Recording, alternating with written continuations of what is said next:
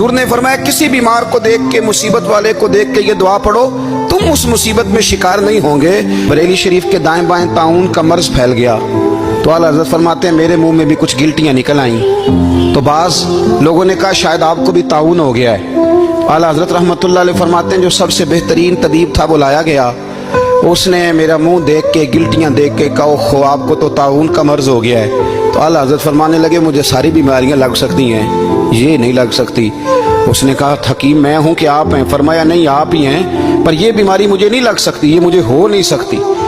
उसने इसरार किया तो आला हज़रत रहमतुल्लाह ताला अलैह उसको कहने लगे मियाँ तू जो मर्जी कर लेकिन मुझे ताउन का मर्ज नहीं हो सकता, ये बात तय है। वो नाराज होकर चला गया।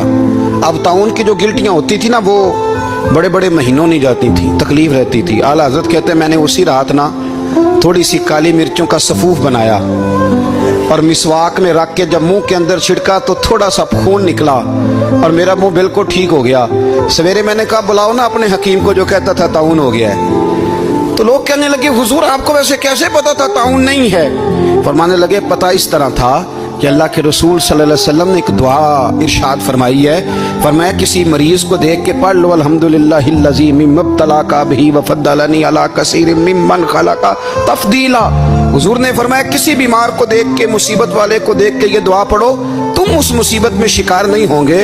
फरमाने लगे मैंने ताउन के मरीज को देख के दुआ पढ़ ली थी, तारे टूट सकते हैं, चांद गिर सकता है, सूरज अपनी जगह छोड़ सकता है, पर मदीने वाले महबूब की बात गलत नहीं हो सकती।